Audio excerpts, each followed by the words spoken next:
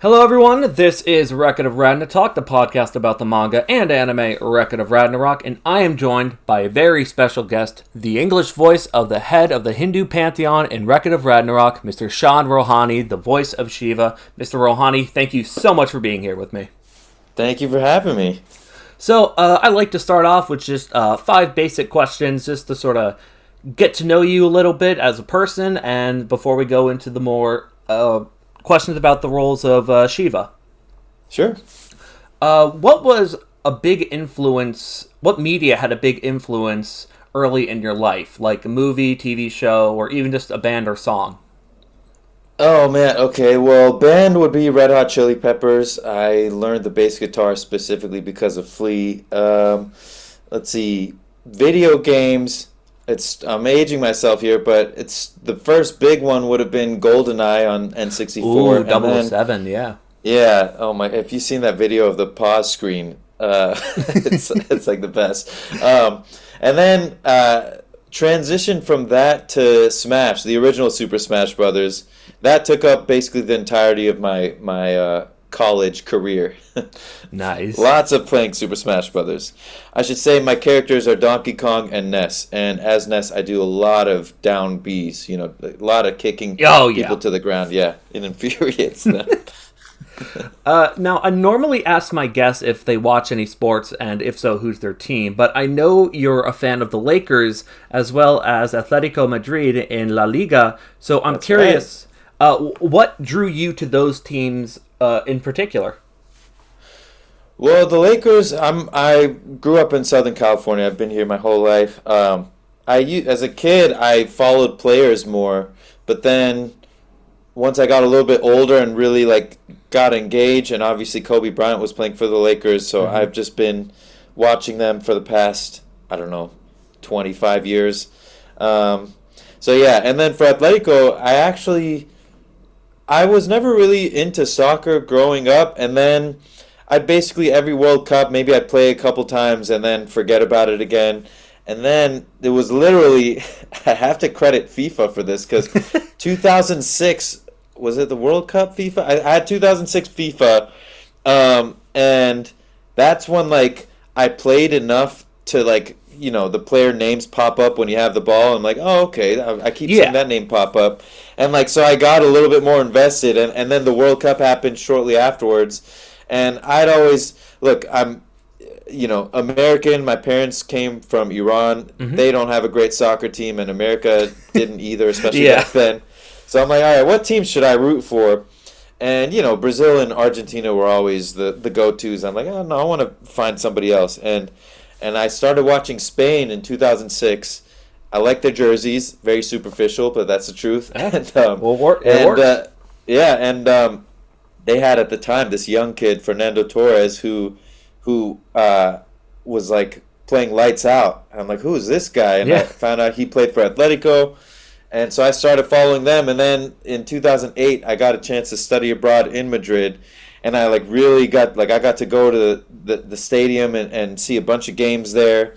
And I met a bunch of people from Spain, and the homestay family I lived with were Real Madrid fans, so I'd always tease them and they tease me, and that's when it stuck. So that's how Atletico Madrid came into my life, and both of my teams have been losing in very difficult, unfathomable ways recently. So it's been a tough time to root for them. But you got to hold on. It's loyalty, Exactly. What was the first anime you ever saw? Jeez, I mean, I'm ashamed to say I'm not as well versed in anime. As a kid, the only one I ever saw was Dragon Ball Z, and I saw a bunch of that. But yeah, I wouldn't be able to spew off a bunch of legendary anime shows for you. It was really just that. Yeah, that's totally fine. So what was your first ever acting gig? It could be in a school play, anything in particular. I was late to it, so I didn't do any theater as a kid. Probably the first one. So when I went to college, I when it got accepted to UCLA as a mechanical engineer, and then I transferred to their film and TV major. But my concentration was animation, so even then I didn't think I'd want to get into acting. But I guess technically, because I would animate my own stuff, I voiced my own cartoon, so that would be the first one. Yeah, like you're talking about like the NFL cartoons that you did? Oh, no, that came later. But for school, I made some. I don't even think they're online anymore. They're not great as should be expected. Yeah. But yeah, I would do that, and then yeah, obviously the sports parodies. I'm the cheapest guy I could hire, and so I would just do everything kind of in house for those. Yeah. So I think you might have said it earlier. Your favorite band is Red Hot Chili Peppers? That's right. Yeah, I have a few, but they're like the one consistent number one for me. Do you have a favorite song by them? I don't have a favorite song. I probably have a few favorites from like each album, and they have lots of albums. So I don't want to take up your entire podcast. But they're still making music, right? What's that? Are they still making music, or are they? I think it was last year they came out with 2 albums, Unlimited Love, and then the other one was I'm gonna pull it up. It had a funkier name. But yeah, Return of the Dream Canteen. Oh yeah, I really like Snow by Red Hot Chili Pepper. That's a good one. Come back and hey, look at what I say. Yeah, that's a good one, and that was used in the NBA playoffs a bunch too. So there we go, double whammy. Yeah, a few years back.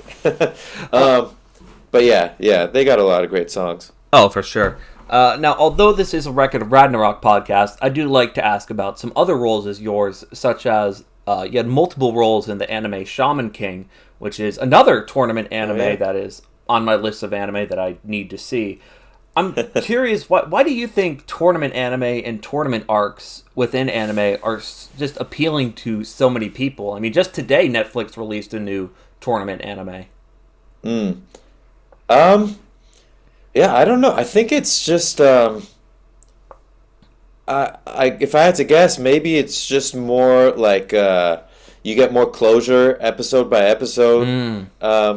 Even though sometimes the battles continue through multiple episodes, but like it's like a bite-sized plot within a larger plot. Maybe that's a little bit more palatable for some people. Plus, it's just I don't know, from the dawn of time, from before the Colosseum, we like to see people beat the shit out of each other. Exactly. So primal, that continues to this day. What's that? It's primal. It's just yeah. There we go. But not only did you play Shiva, but you did also play Bishamonten, one of the original god fighters who went on to form with the other 7 lucky gods to become Zero. What was your experience like playing him? Let me just Google Bishamonten real quick. Oh no, I remember yeah, because a lot of the obviously I auditioned for Shiva and I booked Shiva through the audition, but like once you're there, they'll try to sprinkle in some smaller characters, and so this was one of those. And if I remember correctly, the direction that I was asked to kind of go towards was like obviously like tough guy, stoic, but like a little bit almost Sylvester Stallone. So that was like played a subtle little sort of direction into that character. But it's always fun to play big baddies, especially because I've Hello? Tadashore. Oh yeah, can you hear me? You just got out a little bit. Oh, I wonder why. But can you hear me now? Yeah, I can hear you now. You said big baddies and then it cut off. Yeah, so I always love playing like big baddies, and I've booked some, but I'm not like a Fred Tatasciore or somebody. Like I can do a deep voice, but it's not my natural voice print, and so it's always fun to get to go into that realm a little bit. Oh yeah, you said that they told you to do a little bit of Stallone. Were you doing a little more? Were you thinking Rocky or Rambo? That's a good question. I don't think I made the decision between the two during the records, but I would just based on his character, I think he's probably leans towards Rambo a little bit more. Rambo and Rocky both work, considering Rocky's a big. He fights people for a living. That's true, yeah. But he's also like personality wise, he's not a bumpkin, I would say, but like he's like got this innocent sort of youth-like, childlike charm to him. Whereas Rambo just doesn't fuck around. Oh yeah, no, definitely. That first Rambo movie I think it's a masterpiece, honestly. I've seen all the Rockies. I actually don't know if I've seen any of the Rambos like completely through. So I have some homework cut out for me. Have you seen all of Record of Ragnarok? Not all of it. No, I've seen parts of it, and like if I have friends, I'll try to catch their parts. But yeah, should I? I mean, I've heard good things. I'm a bit biased, but I mean, I would say yes. But I understand that actors are busy and can't fully immerse themselves in every single show they've ever done ever, So I don't hold it against actors if they've only seen, their parts. No, I actually like, I should catch all of it, but I try to, it's hard. I don't do much binging of anything. I usually just stick to like one show maybe, and usually it's something that's like mutually agreed upon between me and my wife, but, so I don't watch like a ton, but I'll try to catch, especially maybe less anime and more live action dubbing stuff. Like sometimes I'll work on shows where it's interesting and I'll watch it not to watch my parts, but to like, because when you're dubbing, you're only getting to see the scenes your character is in, so you don't really know the juiciness of the full plot. So I'll try to watch the rest of that. And then sometimes, like, if I'm in stuff where I'm the lead and I'm, like, literally every line, I watch it, I'm like, I literally saw all this while recording. You already did it. Yeah, kind of. It's I enjoy it more when I get to, like, fill in the puzzle pieces with other actors' performances. Do you have a favorite female character in the series, if you've seen any of them? Oh, man. I don't think I know enough of them to be able to tell you, to be honest. That's totally fine.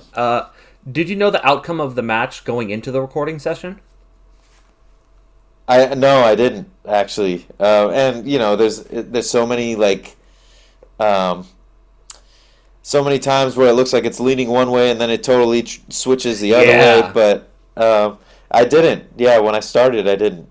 And I'm pretty sure the directors were like, having fun messing with my head about that. Was there any point during the recording you were like, oh, that's it, Shiva's done? I don't think so. I mean, there were some points where obviously like it looked like she would be, but I also knew I had more recording dates scheduled. So I had a cheat sheet. As somebody who has an animation background, what were your thoughts of Shiva and Raiden's fight from an animation perspective? I mean, it was epic. I have no notes. I definitely can't animate to the caliber that they did. That definitely. And and obviously in anime, like and I remember this even as a kid with Dragon Ball Z, like it'd take like 4 episodes before the Spirit Ball would finally launch. Yeah. And, like, they'll save, they'll understandably so cut corners as far as like, because animation just takes a ton of work. So if they can reuse footage or take a shot of a character talking from the back or something, like I'm all for that because I know how long it takes. But the quality and the action and everything, I was really impressed by. Yeah, as someone who is experienced in animation, is there something like is it something you sort of pick up on and notice, like little tricks and little things when you're watching animated series, or do you just like kind of sit back and enjoy? I think I sit back and enjoy. There might be some things that I might pick up on, but like it doesn't get in the way of my ability to enjoy what I'm watching. I think for me, it's actually because I like at school, I and even professionally, I did some editing work and stuff. So uh, handling a lot of on camera along with animation stuff, and I think my like behind the scenes knowledge probably gets in the way a little bit more just with editing like on camera stuff. Like I'm constantly finding like clips where they're clearly using the audio from another take and it's not perfectly Yeah, it's syncing not up with the matching up. character. Yeah, that kind of stuff. But it doesn't get in the way of me enjoying whatever I'm watching. Oh no, definitely, and that's good. That's good. You don't want to Yeah. go like too hard on it. When you booked the role of Shiva, did you do any research on the series?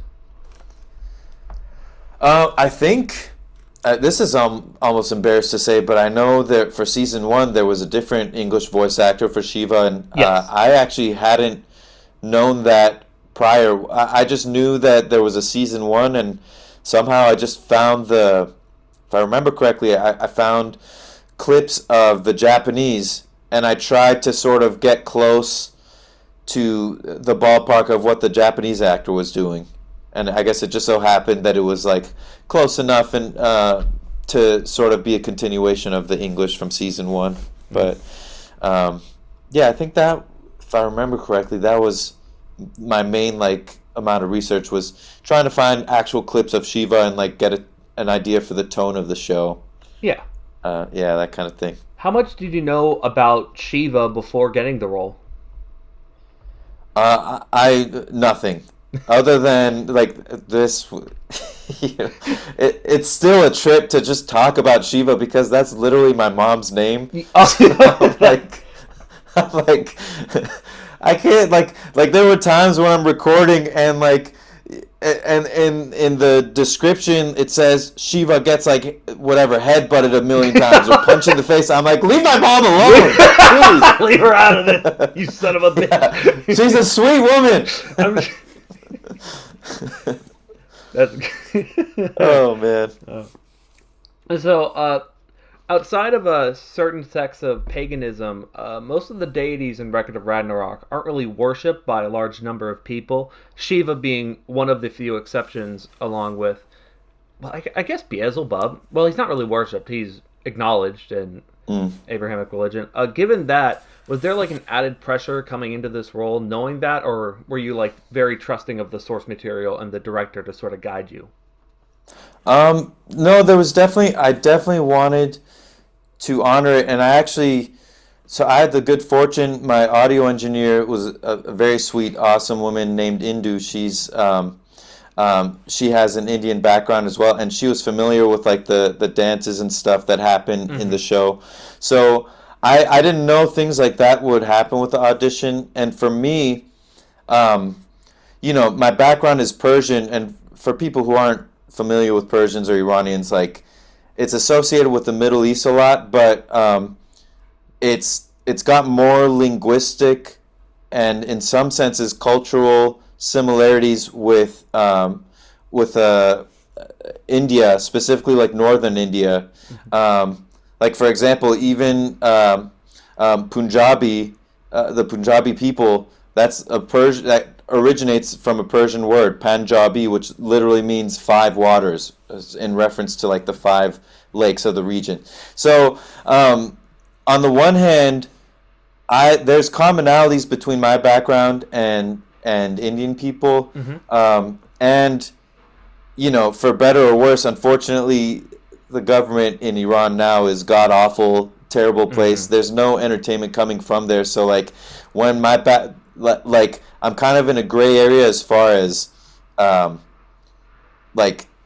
characters that would be of my background. So a lot of the stuff that I play is more from surrounding cultures, whether it's an Arab character or Indian. But it's always super important to me to be as authentic as possible. And I was even talking with the audio engineer, and she was like, no, like, I'm so glad that you were brought in for this. It feels more authentic. And then, so for the most part, name pronunciations and stuff, it was important for me to try to get right. And the dance, like, she helped me with to make it as authentic as possible. And I think, if I remember correctly, she was even saying that, like, it was a little bit off in the Japanese. So hopefully we gave it a little bit more authenticity in the English. But yeah, that stuff's always super important to me, regardless of what background I'm playing. I know what it's like to have somebody who's not your background play a character from your background and like butcher names and accents and like Yeah. and it feels when especially when you have such little representation, it's like it's like almost uh, like a cringy feeling, and Yeah. I never want to give that to anyone whose background I'm portraying. Um, so yeah, that's honestly part of the fun for me too, is to really, as an actor, I think you have to have an innate love for learning, and I also love traveling and stuff too, and just learning about cultures and I'm like a little bit of a linguistics nerd too, so like Hmm. that's definitely part of the fun for me, is to try to honor and learn from the cultures that I'm portraying. Oh, definitely. And you do speak Farsi, correct? I do, yeah. So has that ever helped you get any roles? Like, have you ever spoken Farsi for any of your roles? It's very rare because, again, like I said, like usually when there are characters that, like especially obviously for live action dubbing, the you're getting hired oftentimes to like if your background's similar to the original language, but there's no.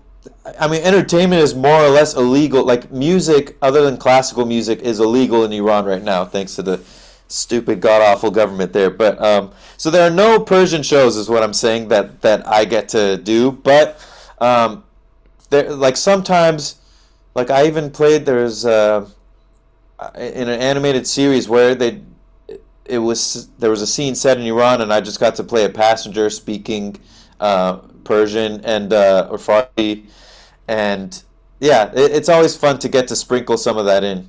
And there was actually an Indian live action show where it was like an international spy show, so they're kind of everywhere, and I got to play one of the characters, but they brought me in because there was another character who was Persian, but the actor dubbing her couldn't speak Farsi, so like, and there was a scene where she had to speak Farsi, so I Oh, was okay. helping direct that, um, which was cool to to see. Yeah. But yeah, that's the extent of it more or less. Or for like audiobooks, occasionally there'll be names or brief phrases that'll be in the English that I'm narrating that I get to do. And you said you were into linguistics, so obviously you speak Farsi and clearly English. Are there any other languages that you're interested in learning or looking into? Yeah, I probably can speak Spanish better than Farsi. Like, I think I have a more in-depth vocabulary in Spanish. Maybe Farsi comes a little bit more like intuitively, whereas Hmm. certain tenses that I don't use often in Spanish, I have to kind of like do the conjugation work in my head. Um, but yeah, studying abroad in Spain, I learned specifically Castilian Spanish.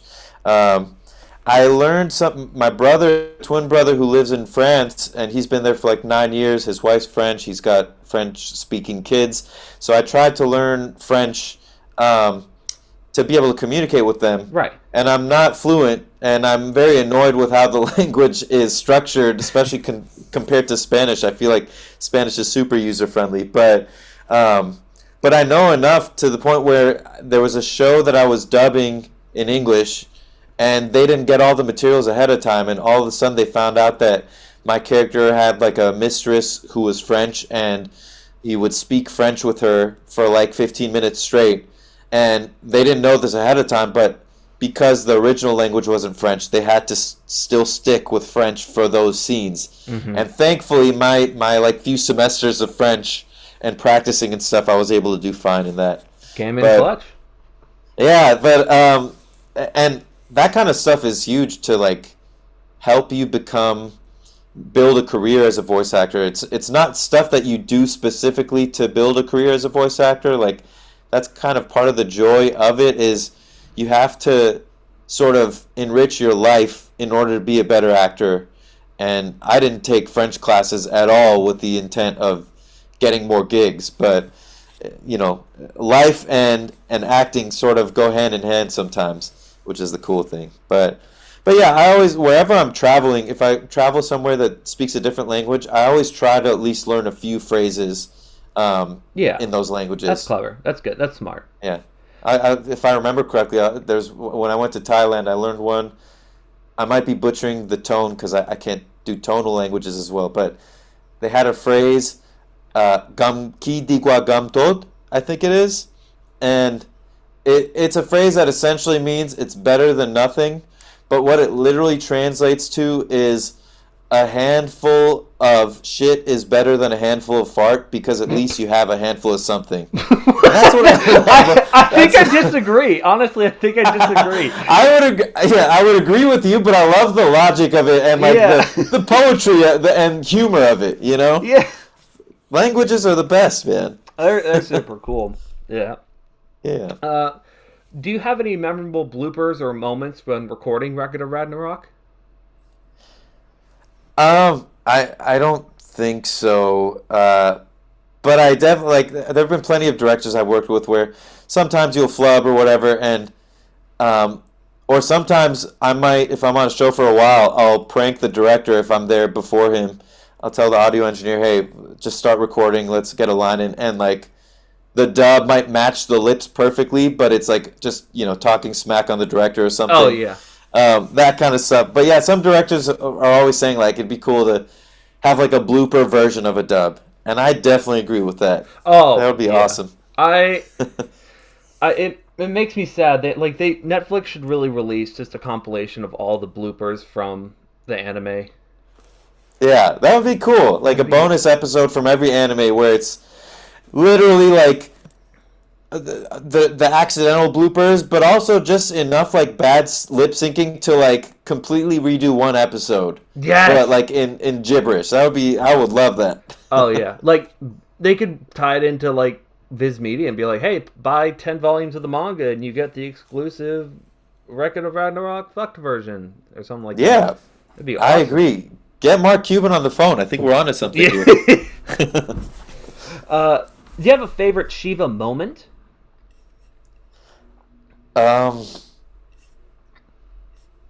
Let's see.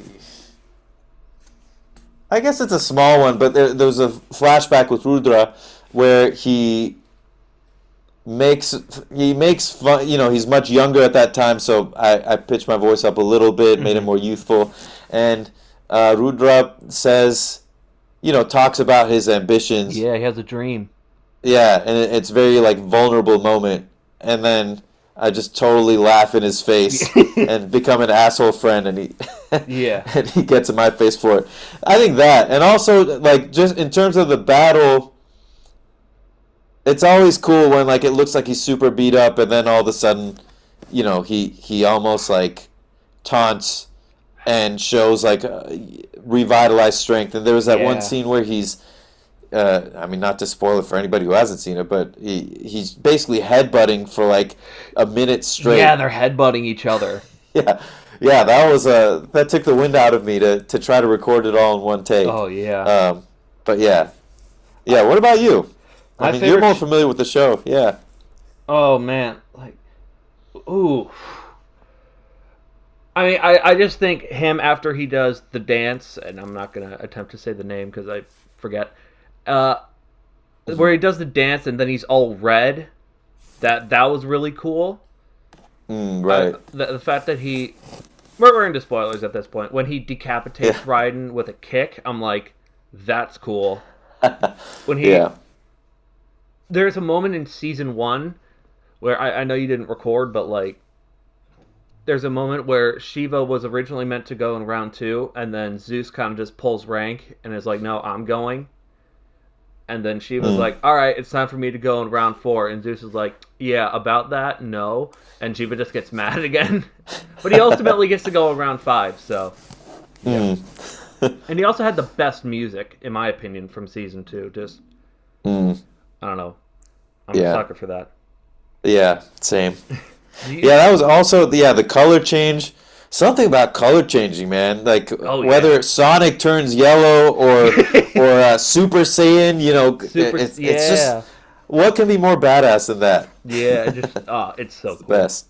Do you think you and Shiva would get along? even though he wants to kill all of us? Again, it's you got to specify between my mom and the character. The character. I'm sure you and your mom get along swimmingly. I hope so. She's a very sweet woman. Yeah. Yeah. I mean, I think aside from the world destruction, that whole vibe, just in terms of the personality, especially as he's portrayed on the show, like I feel like it's very similar to how I might be. Yeah, it's very chill. Yeah.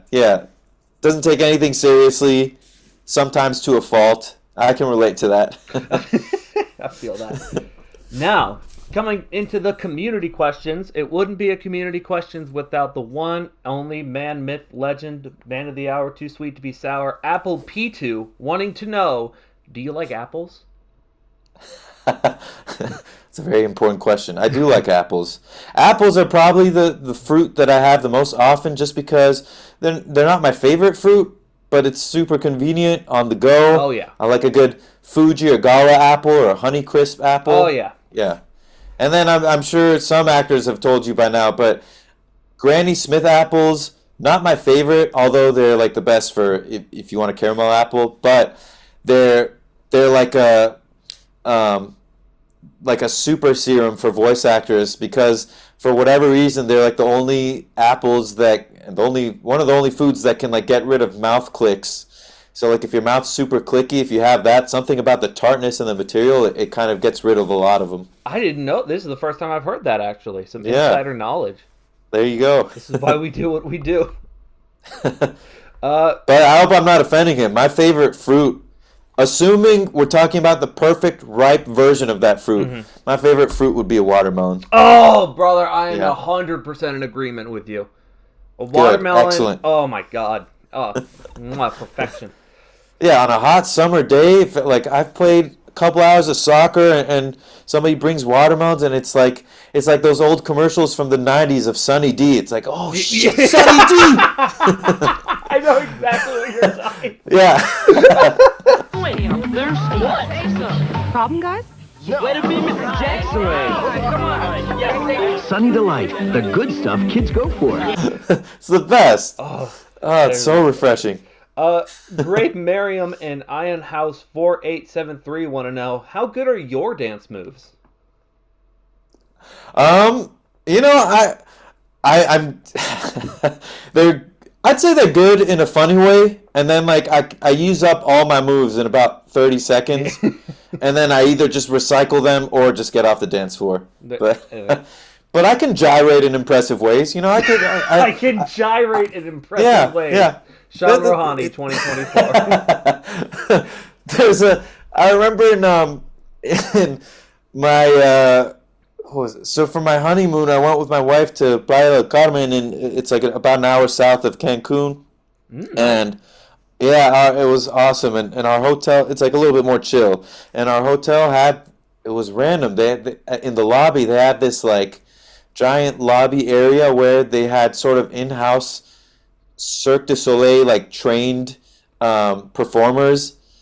Anyways, like they do performances, and then there'd be like a DJ some nights coming out and like getting the hotel guests involved, and there was this dance competition, and I got randomly picked along with some other hotel guests, and I made it as a finalist. Nice. And I ended up winning because I used my signature move, which I got to give a shout out to my ancestors. It must have come from them somewhere. But like I can kind of belly dance and like roll my belly there you go. in like this hypnotic way, and that just took the house down. Oh yeah, just shirtless Sean Rohani just breaking it fucking down, bro. Yeah. Maybe humiliating for my wife, but it all doses it gets the job done. No, that wasn't humiliating at all. That was like, that's why I married this man.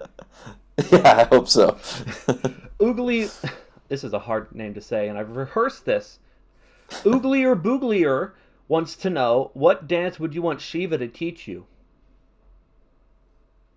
Oh my, all of them. Yeah. Just because I wouldn't know, I have no reference point, for any of Shiva's dance moves. If there's in general a dance that I it would be cool to be awesome at breakdancing, I would probably choose. Oh, yeah. Yeah, I had some friends that like did it, in high school and stuff. I don't know. It's always impressive to see that. I've tried for the longest time, ever since I was a kid. I cannot master the moonwalk. I've tried for so long. Oh yeah, that'd be a cool one too. Oh yeah. Yeah, it looks so simple, but like effective. No rhythm, bro. I got no rhythm. Yeah. I think I have rhythm only in parts of my body, not all of my body. Yeah. Like your gut. Yeah, exactly. Exactly. MD Systems 4463 wants to know, if you had 4 arms, who's the toughest guy you could beat in real life? In real life? I mean, I feel like just not in real life. If I had 4 arms, I'd have to take Goro on from Mortal Kombat. It's just out of matter of principle at that point. Yeah, 4-arm got to go against 4 arms, But in real life, I'm pretty sure the arms wouldn't give me much more strength to like take on real life, fighters. Right. But there's a tactical advantage for sure. You have more ability to block people and stuff. Mm-hmm. I would just use my 4 arms exclusively to bully my brothers. That's pretty much it. Especially my older brother, because he's a giant. He's 6'6". Oh man. And he was the bully. So I'd like to turn the tables with my extra 2 arms. There you go. Where Middle wants to know, did you enjoy the characterization of Shiva? I did. I mean, I'm not, obviously, like you said, there's a lot of the gods portrayed were maybe surface value gods. They didn't have as much depth and history as Shiva. So obviously, like, it's different. But purely based on the show, like, I loved playing Shiva. And his character, just like, I felt like he was a really rich character. He wasn't just good at, beating people up. Like, he had a lot of character to him, too. And any character that has some comedic sensibility, too, along with just being like a tough guy, I'm always for. Oh yeah, for sure. Sharky wants to know, what's your opinion on sharks? Let's see. Well, my favorite sharks, I had 2 favorite sharks growing up. It was the tiger shark and the hammerhead shark. Yes, I'm team hammerhead. Yeah, hammerhead is just like, it's so nonsensical. It's weird. Shape and everything. It's like, whoa. It's great. I love it. Yeah, so the goblin shark too, but that's kind of like a deep sea shark, and it just looks alien. But hammerhead just looks super cool. Oh, for sure. Yeah. So, and I always had, I don't know why, as a kid, I always gravitated towards like the second biggest or the second baddest thing. So, yeah, like, no, I totally get that. White shark. Yeah, I'm like, I'm good. My brother's like, oh, the blue whale's the biggest whale in the world. I'm like, no, it's the fin whale, bro. That's the best whale. The second biggest whale.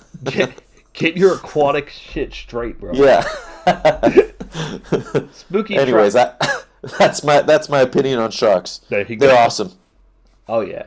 Spooky Trash wants to know, have you spoken to other Record of Ragnarok voice actors? Just like on social media, I think briefly. I don't think any of my like closer voice actor friends were in it, but yeah, like in passing or commenting, like, oh, you kicked ass with this character or whatever. Yeah, that kind of thing. Yeah, for sure. Avatar Jojo wants to know, are you jealous of Shiva's multiple wives?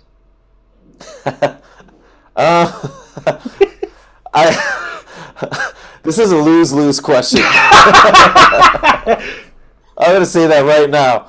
I think that multiple wives might sound appealing in some ways, but any marriage is hard work, and you're quadrupling the work of making your wife happy. So, yeah, I don't envy it. I don't. You don't envy the judge it, but it's probably not for me. Yeah. Psycho Jodio, he asked sort of like could you survive having 3 wives like Shiva does? And it sounds like probably not. No, yeah. No, I think I'd last about 24 hours. Yeah. And he just wants to comment that we miss Shiva as an audience member, and that they hope that you return to voice him in round 10 when he comes back. Oh, thank you. Hopefully, hopefully we get a season 3. That's the most that any voice actor could ask for, is that what they do resonates with the audience. And I always say, like, you know, I want to make sure that people enjoy my performances, but I also want to make sure, like, I wish I had every artist, every storyboard artist, character designer, everybody who's spent months, hours on end creating the character that I get to come in and breathe a little life to with my voice. Because they're sort of the unsung heroes, and I know how much work they put into it. So, for sure. They definitely deserve more recognition. And there is a big movement, or there is a lot of the condition of animators in Japan is being talked about more. It is being brought up more in recent years, which I think is great. I think if we have to sacrifice like a certain amount of anime coming out every single season, and would just like limit the flow a little bit, but if it means that the workers are treated properly, I think that's a worthy sacrifice. Yeah, for sure. It's tricky because I know culturally, like, I have a friend from Japan, and they're obviously known for their work culture. Really impressive culture, but sometimes the work culture can be a little bit toxic, and where there's just no work-life balance, and that's just and even in America we can be that way. Like, my sister-in-law from France, they get a minimum 5 weeks vacation minimum. She got 9 weeks of vacation. I'm like, what the so, what the hell? Whereas, like, here, like, I think to a fault we kind of pride ourselves on not even taking our measly 2 weeks of vacation or whatever. And like,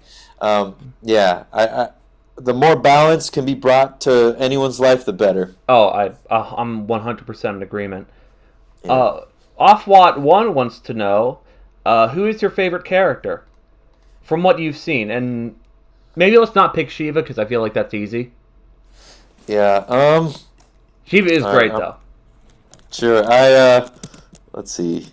I'm going to have to look refresh up my memory. Yeah, go on a little cheat sheet. Let's see. Yeah, I'm going to take a quick pause because I don't want to just say a name just because it's the only one I can think of. You're fine. Get into it. Let's see. Well, while I'm stalling for time, what about you? Do any pop up for you? Man,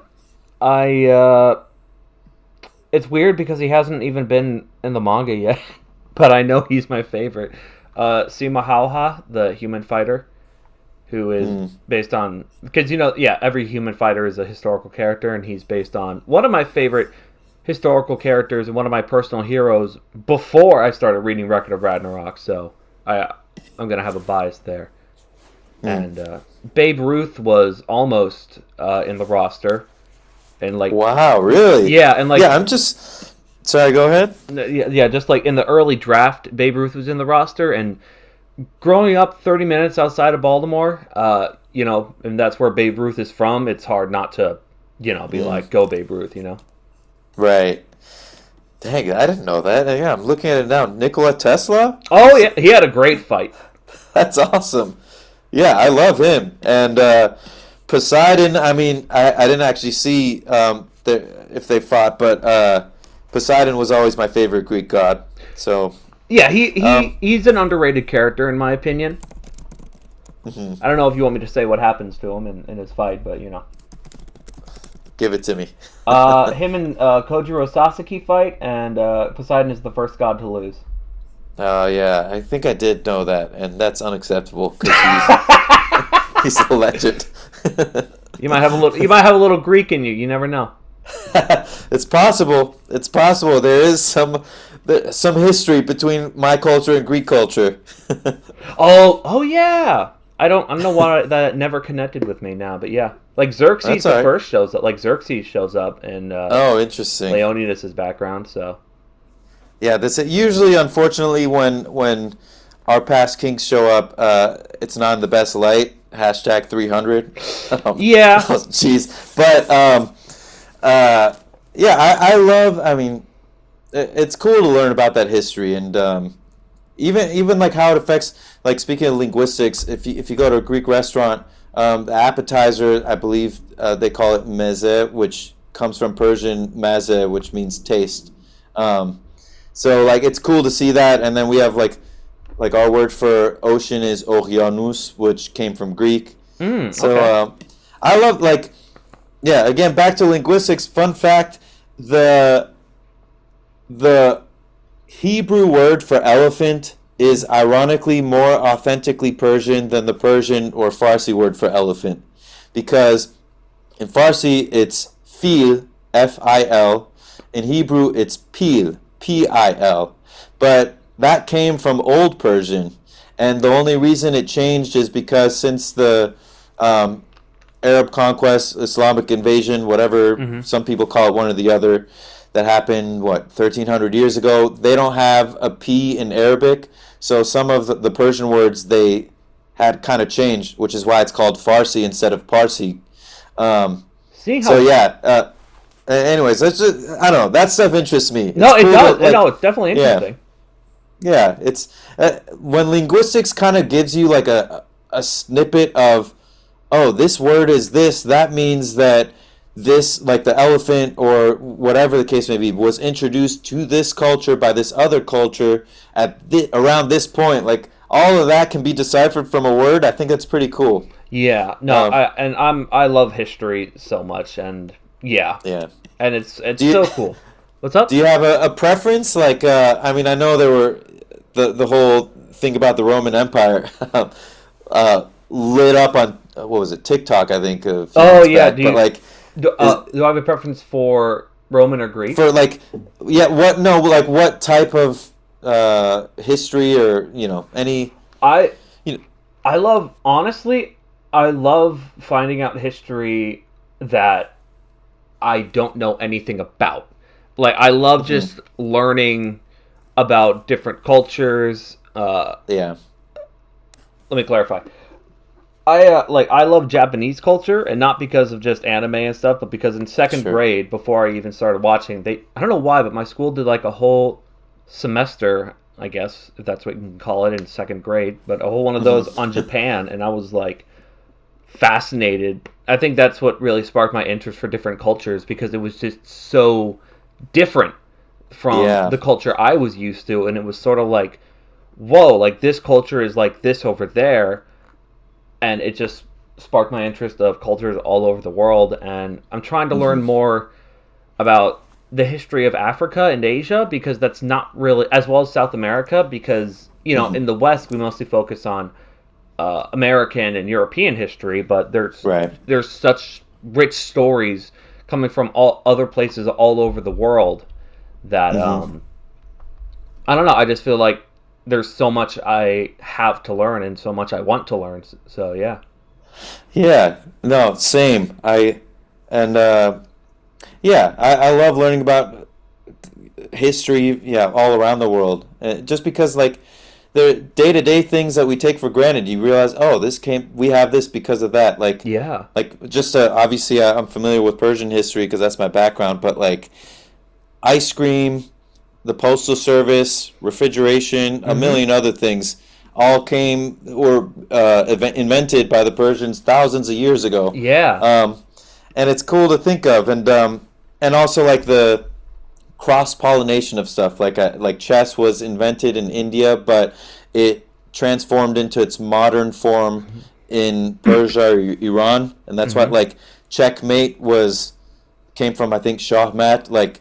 Oh, really? An older term, yeah. It I love basically chess. literally, I'm a chess hobbyist, so this is cool. I yeah. didn't know that. So checkmate is basically like sort of a bastardization of the original Farsi, which translated to "the king is stunned," which makes more sense than checkmate. But yeah, I love learning that stuff. And speaking of Japan, like I learned a few months back. I don't know if you know this, but they had a totally unique system of telling time prior to like clocks that came from Europe, where it's like the standard, 24-hour day. Like in Japan, my friend was telling me that no matter how long the day or night is, whether it's winter or summer, and you have longer days or shorter days, there's always 12 hours of daylight and 12 hours of darkness.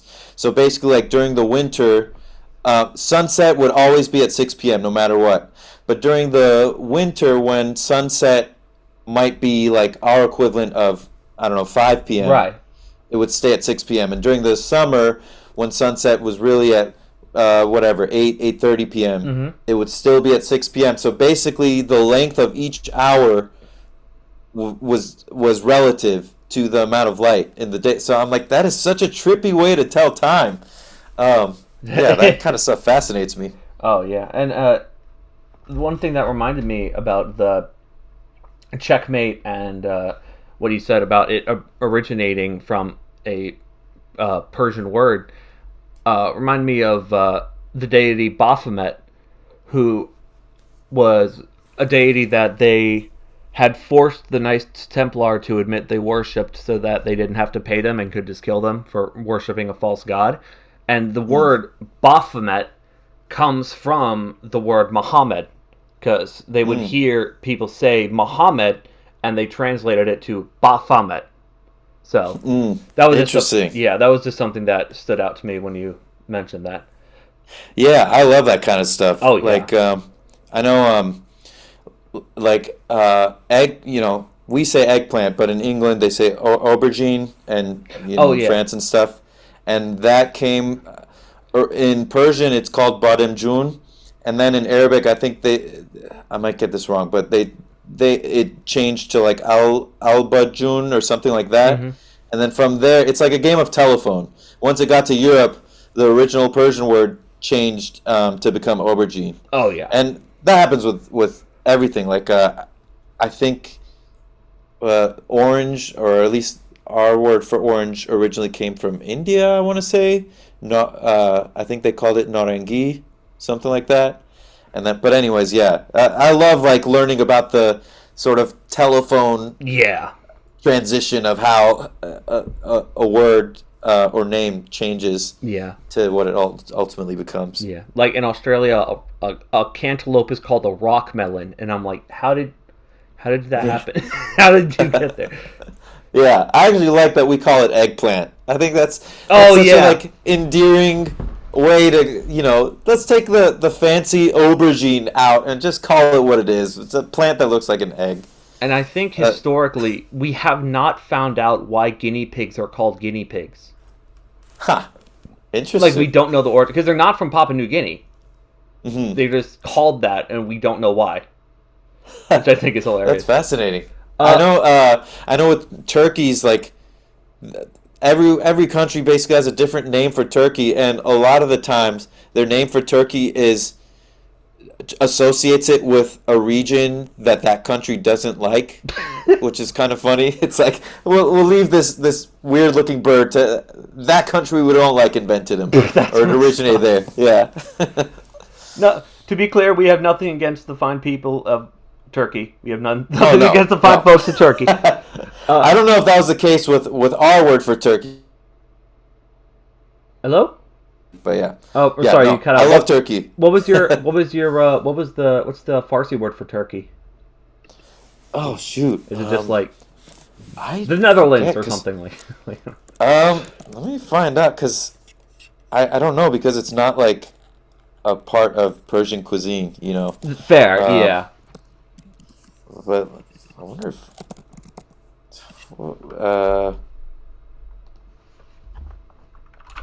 I think it's Buramun, something like that. I don't know.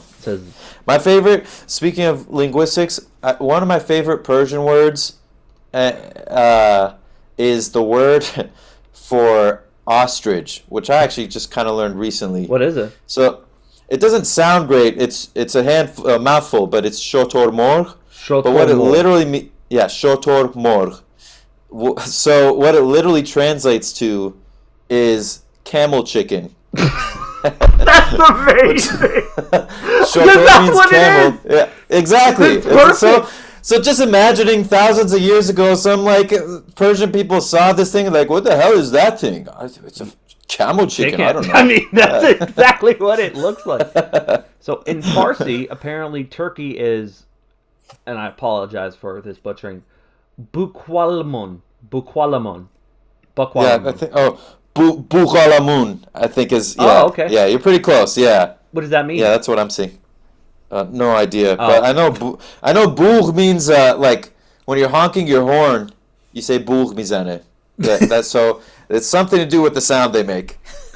Fair enough. Okay, back on track for the community questions. No Sugar Johnny wants to know, what is your favorite cake? Oh man, I don't know why you honestly asked this because I feel like it's a double meaning, but. Oh, how do you mean? Because he said like, no, you're good. He was like, ask him what his favorite kind of cake is, and then he put like, Shiva makes this weird face in the manga, and so they just put that face next to it, and I'm like, I feel like there's a double meaning here because cake is also slang for ass. Right. But like. I'm like, so is there a double meaning? Because I don't get it. Yeah, I'm happy. Hello? Version, if that was the intent. I'm sorry? And I have a lot to say about cakes. They're not my dessert of choice. Cake, bro. Yeah. They're not my dessert of choice. As a kid, it was always just ice cream cakes. Actually, shout out to Dairy Queen. I only recently discovered this. They have a really good ice cream cake. Really? I'm a Ben and Jerry's guy. Or not Ben and Jerry. No, it is Ben and Jerry's. I'm sorry. Wait, do they make cakes? I used to have Baskin Robbins ice cream cakes. That's what it is. That's what it is. I mean, so was I. For decades at birthday parties and stuff, people would get Baskin Robbins ice cream cakes. But the Dairy Queen is Baskin Robbins. No disrespect to them, they make an inferior ice cream cake. Damn. Because the Dairy Queen cake, it comes with like texture and stuff too. These crunchy and some like caramel and some other like it's like so many different flavors in it, which is amazing. But in terms of like cake by itself, yeah, like I said, it's not my dessert of choice, but I don't know, maybe like a tiramisu or a tres leches or something. Yeah. Man. It's a case-by-case basis for me, you know. Where's the closest Dairy Queen to me? Because I haven't seen a Dairy Queen where I am. And yeah, there aren't that many near me. I don't know how, wherever I went, got one. It's like 30 minutes from my place. It's like, Dairy Queen is, I think it's a Midwest thing. Because when I was younger, me, my mom, and my sister, we took a road trip across America, and it was all over the Midwest. Like Dairy Queen, you couldn't. Oh, interesting. But yeah, in California, on the coast, like East Coast where I am, and West Coast where you are, it's not that big of a thing, I guess. Yeah, I've literally never had Dairy Queen before until I had this cake. But that sounds amazing. America. I've said this to many people I know. Like, regardless of the politics or whatever, I think it's honestly possibly the greatest country as far as like nature and like sightseeing. There's just such a wide variety of incredible places.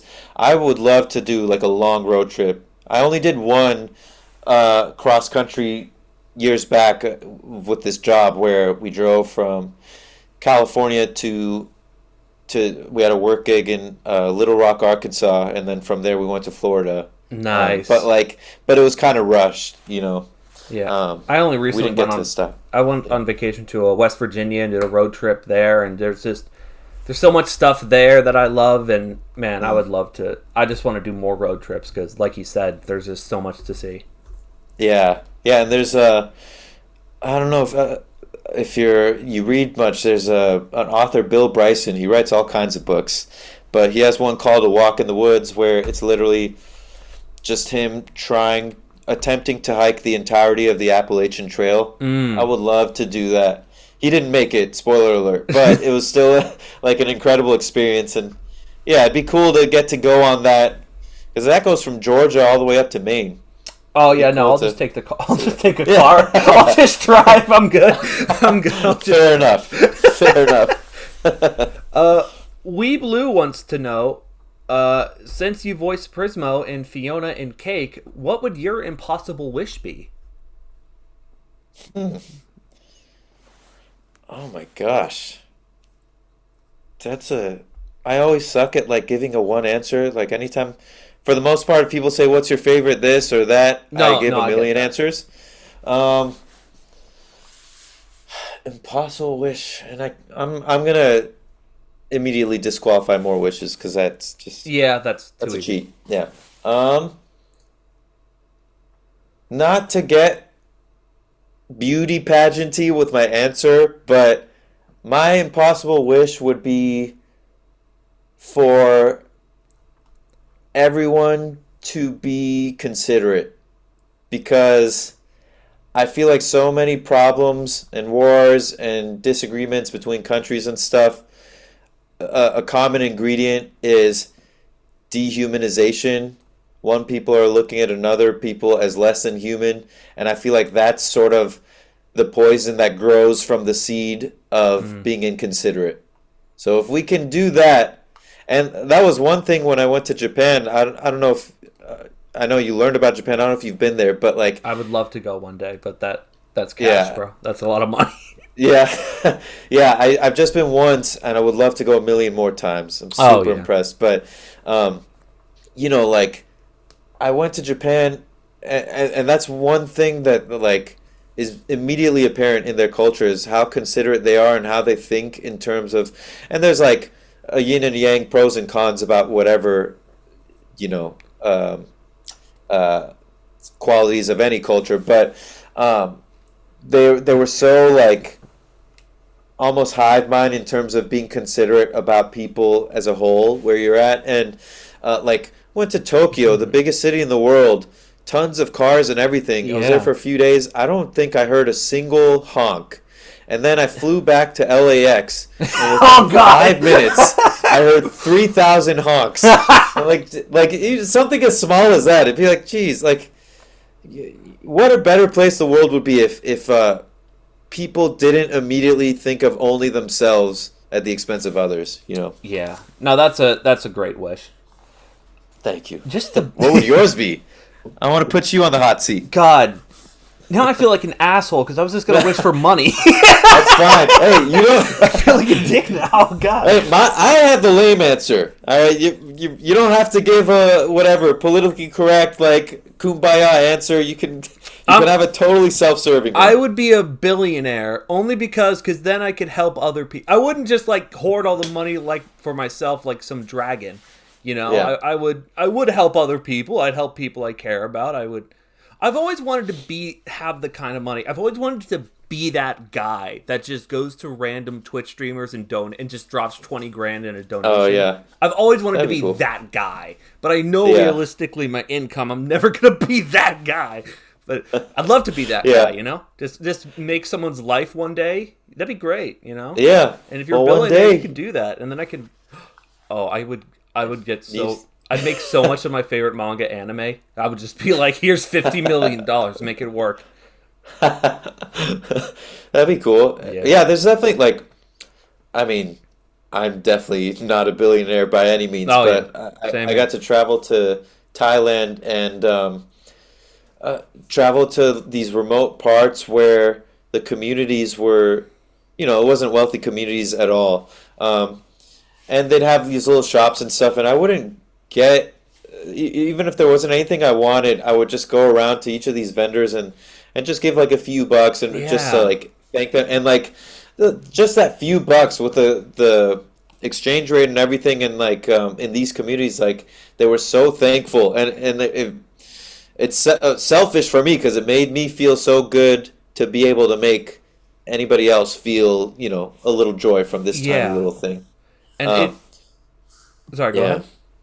No, that's it. That's it. I sort of noticed that too, and something that bothers me on a moral level, if we can get a little deep here, is that I only like helping people because it makes me feel good, and then I think I wouldn't help people if it didn't make me feel good. And I'm like, is that selfish?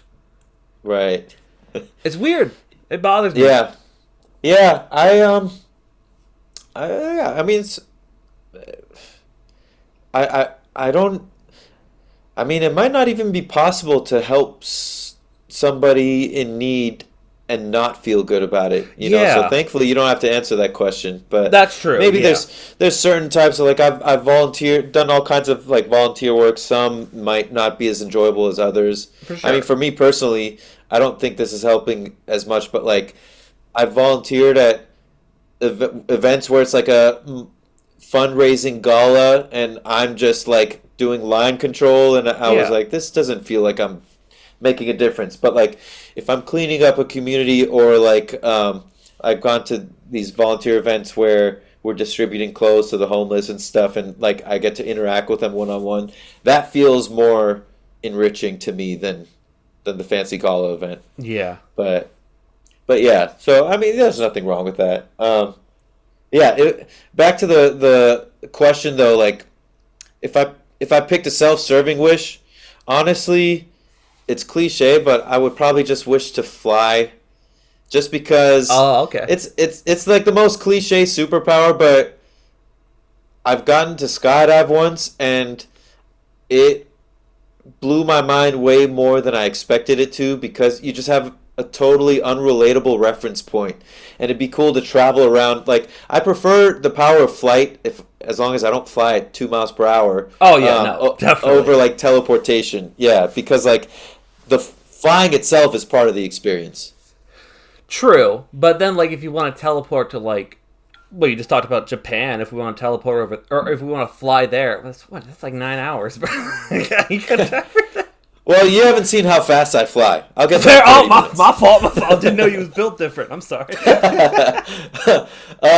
But no, like, the thing, if you teleport, then part of what makes it special is the journey to get there, you know? Like, if I could just visit, I mean, I might be wrong. Maybe if I had the power of teleportation, I'd be like, Sean was an idiot. This is awesome. At the snap of my fingers, I get to, go out and eat with my brother in Paris, But I feel like if I did that all the time, it wouldn't feel special anymore. That's true. You know?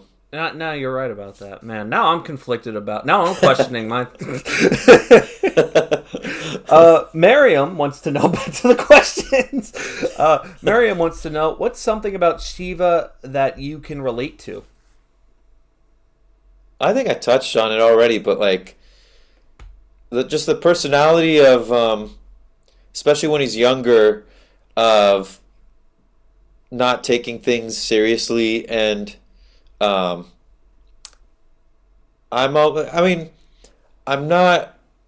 think I'm an ambitious. You kind of have to be an ambitious person to, make a lasting career in this industry. But like, maybe doesn't come as naturally to me. Like, I can relate to his vibe of just like chilling and and like not taking anything too seriously.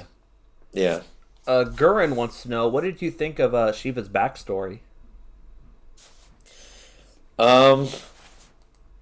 As far as like the journey of how basically ultimately he has to accomplish Rudra's dream that wasn't his own.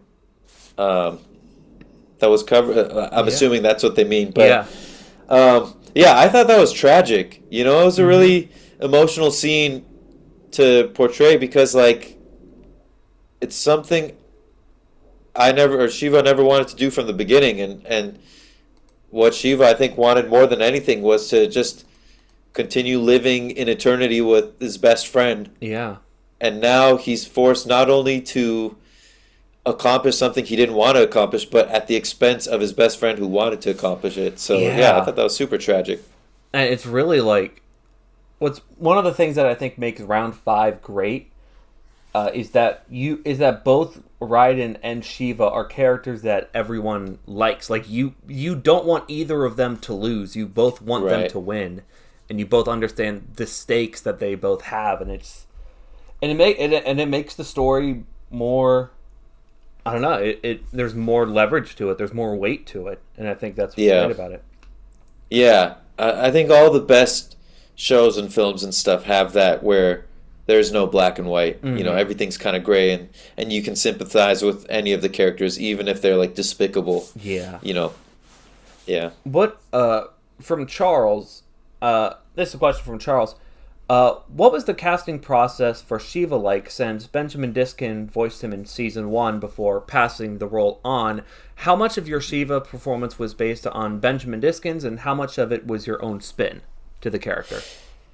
Yeah, I think I kind of answered that earlier as far as like, I don't know, naively, like I somehow, normally I do a ton of research, but like I didn't catch the English voice or clips of the English voice in season 1. So my reference point, and like a lot of the times when you're voice matching, whether they want an exact voice match or just some, like in Prismo, for example, for Fiona and Cake, I didn't try to do an impression of Kumail Nanjiani. Like I just tried to, my voice match was more about the vibe of the character than the voice print itself. So, but usually when they do that, oftentimes they'll provide you with like MP3s and stuff, you know, of the original. But I didn't have that for Shiva, if I remember correctly. So it was just the Japanese voice actor that I was trying to model my performance on. And then there's at the sessions themselves, that's when I try to sprinkle a little bit more of myself into it. Like, not even just myself, but like my interpretation of some of the animation. Like there'd be moments where maybe in the Japanese the audio was like a more direct approach, but like in the animation itself, it looked like he's kind of taunting Raiden and like doing something with his body language that I kind of added a little sing-songy sort of taunting in the delivery that wasn't there in the original. So like trying to sprinkle moments like that, that's where I would put a little bit of myself into it. So I'd always try to balance the two. Yeah. You know, I think you did, and I'm not just saying this because you're here, I think you did a good job. I think you did a very good job. Thank you. So, I appreciate it. Rounding it all off, what would you like to say to the fans of Record of Ragnarok? I just hope that you all, I mean, if they're listening to this, then they must have enjoyed it, but I hope you all really got a kick out of it and have enjoyed the heck out of it. And especially, not especially, but in addition, like, if there are any Record of Ragnarok fans of a similar descent to Shiva or other characters who are portraying a specific people, that they feel that we all did justice to it, because that's super important to me. But yeah, I hope everybody got a kick out of it, and who knows, I hope one day I can get to cons where you guys can tell me in person what you thought of it, and I can put faces to the questions. That would be amazing. All right, thank you so much for your time. I had an excellent time talking to you. Yeah, man. Likewise. It flew by. Yeah. I could chat for another million hours.